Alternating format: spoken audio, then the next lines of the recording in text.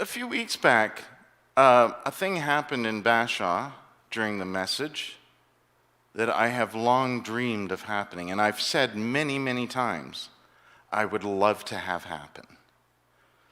It did add 15 minutes to the service, but it was that somebody asked a question during the message. Somebody put up their hand and said, "Do you mean?" And we had a little bit of a dialogue. I always dreamed of that happening. Now is not the moment for happening. This question is going to be rhetorical, just to be clear. Why is it that whenever we use a word from the Bible or a phrase from the Bible that we can interpret as being about death and destruction, we instantly know that's what it's about? But when we use a word that isn't about that, well, it's like if I say to you Armageddon or apocalypse, you're going to know exactly what I'm talking about. But if I say love, it's, well, what do you mean? What do you mean by that? And the thing is, we use the words Armageddon and apocalypse. Well, that's not what they mean. We think they're about death and destruction, the end of things. So just to be clear, Armageddon was a place. It's a site of a battle, a very big battle. But it's become a metaphor for, well, the end. Or a marginally okay movie that was really quite entertaining that had Ben Affleck and Bruce Willis in it. But the point is, even that movie was about the destruction of things. When we say apocalypse, if I say apocalypse to you, you have visions from Revelation, right? The book of Revelation, that's what it's about. It's all about death and destruction, the end of things, the four horsemen. Even to the point where it's become part of how we tell stories. I mentioned before, I think, that the number of TV shows and movies that have, and books that have taken Revelation and turned it into, well, something it's not. The latest, by the way, the latest is the new Ghostbusters movie, which I will be seeing because everyone loves the Ghostbusters. But their latest trailer for that starts with a voiceover, which I'm pretty sure is Bill Murray, who was one of the original Ghostbusters. It starts with a voiceover of somebody quoting Revelation and the opening of the sixth seal, which brings earthquakes, and the sky goes dark, and the sun is blotted out, and the stars fall from the skies. And if for some strange reason you're not familiar with the Ghostbusters, it's because they're releasing all of the ghosts and the demons and everything from the very gates of, well, hell. But that's a different story. We don't need to talk about hell today. There isn't one. But we'll talk about it another time. The point is, we understand when we say apocalypse and when we talk about Revelation, that's what we talk about. Remember the movie Pale Rider? No? Seriously, come on, people. Clint Eastwood, it was one of his best westerns. But he appears, when he appears, he's riding, wait for it, a pale horse, and in the background is somebody reading from the book of Revelation about the rider on the horse, and the rider's name is Death. And that's not the only apocalypse in the Bible. There are others. But we universally, almost universally, understand them as meaning it's about death and destruction. It is the end of things. That isn't what the word apocalypse actually means. It means an unveiling, a revealing, which is entirely the point of the book of Revelation, and it's not the death and destruction part. As is the case of all of the other little apocalypses in the Bible, including this one that we heard this morning, which, by the way, it appears in Matthew, Mark, and Luke, in all the synoptic gospels, right? The three gospels that share information, they have common stories. So it's a pretty safe bet, since all three of them are telling this story, that it was a commonly known story. That the disciples are leaving the temple, and just to put it in the context of the Gospel of Mark, by the way, it continues on the story that we heard last week about Jesus railing against the scribes in the temple, and then they come out of the temple and they sit down opposite the treasury and they see the poor widow putting her last 2 coins in, and Jesus makes the observation, of course, that she's giving all that she has. And the point of that story really is to remind us also about our responsibility to live out the life that we are supposed to live, that God gives us, the law, the point of the law, what's at the heart of that. And that's all about how we live. And in that specific story, of course, about the care for widows and orphans. But the point is, the letter of the law isn't the law. What's at the heart of it is the law. The words just dress it up. And in fact, quite often, as Jesus points out, what's happened is by sticking to the letter of the law, we are able to manipulate it to our benefit rather than live out what's at the heart of it. And then they leave the temple, and one of the disciples makes a comment about how awesome the temple is. So just to be clear too, by the way, in Jesus' day, that disciple would have been looking at something that was bigger than the Roman Forum, bigger than the Acropolis in Athens. It was huge. It was impressive. It was built by Herod the Great, not Herod Antipas, who's the one who's ruling at the time of Jesus being an adult, but the one who was ruling at the time that Jesus was born. There were many Herods, but the one who built it was Herod the Great. And he built, well, great. It's huge. It's impressive. And so it's completely expected that one of the disciples would say, look at how impressive that is. Isn't it amazing? And what does Jesus say? Jesus isn't impressed with the temple. It's just a pile of stone, and it will be reduced to rubble. This is a part of the story that helps us kind of, generally we understand that the Gospels were written after 70 AD, that they were written down after 70, because the first hearers of this story would immediately call to mind the fact that in 70 there was a revolt, and the Romans put it down hard and completely destroyed the temple. So the first hearers of this story have experienced this happening.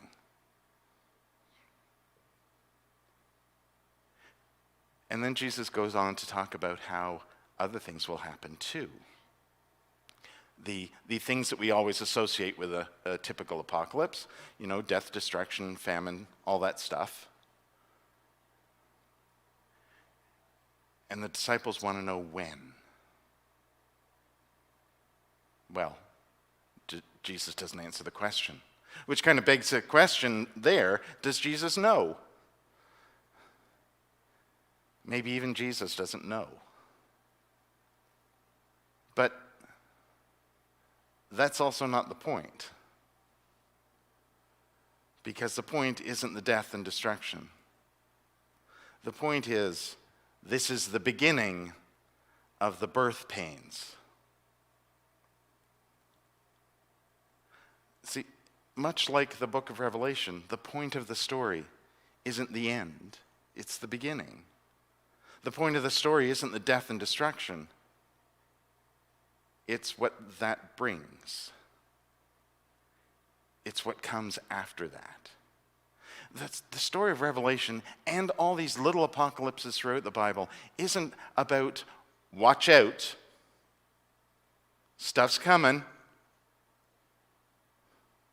It's watch with hope for what comes after that. They are stories of hope. They are meant to inspire hope. The people hearing these stories for the first time will recognize all of those things that are being talked about in all of these apocalypses, metaphorically and otherwise. Just as there are people today who will tell you they feel like they're living in the book of Revelation to varying degrees. And there's death and destruction, there's earthquakes, there's natural disasters, there's wars, there's famines, there's pandemics. even in our day-to-day lives, there are moments significant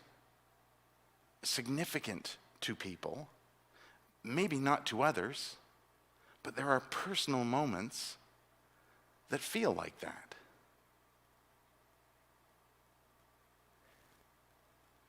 So are we going to just sit in there and experience it without hope? Or are we going to hear these stories and understand the point is for us to experience this in order that we come through it to something else? That there is a new day tomorrow. That there is a new life next.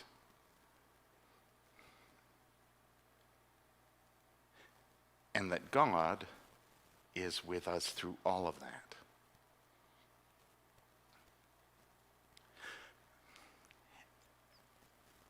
We take these stories, we take them out of context, and we turn them into a disaster movie or an epic story of destruction and death.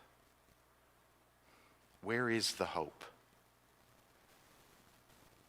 Because it's the point of the story. It's like we've read this little apocalypse of Jesus. We got to that last sentence where he says, it's the beginning of the birth pains, and we left that part off. We're not as interested in that. We're not interested in the hope part. We're interested in the death and destruction part. It's the familiar part. Is it though?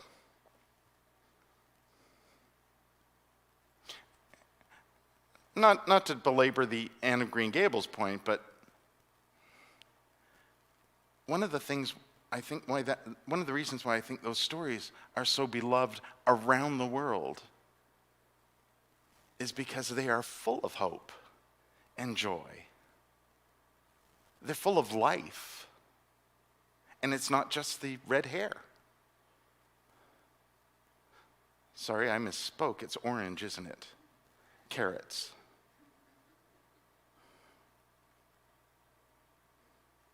It's not just that she's an endearing character, it's that her character itself is endearing. Because it's a character we want to experience. We want to feel the hope.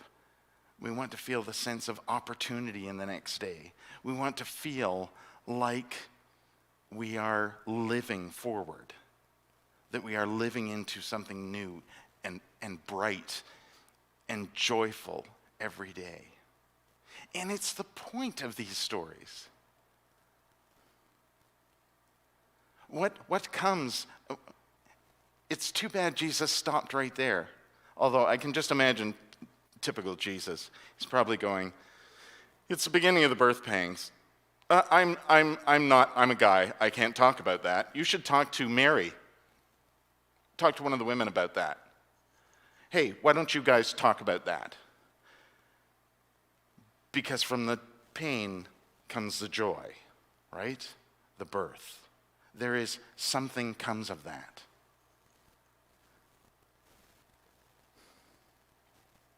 Something comes of that.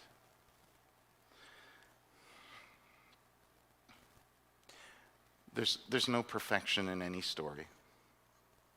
Actually, Anne is another really good example of that. There is no perfection in any story. There's no way that Jesus could have said, it's the beginning of the birth pains, and by the way, everything's going to turn out fine. It's all going to be good. He wants to say that. He wants you to know that. Because ultimately, in the same way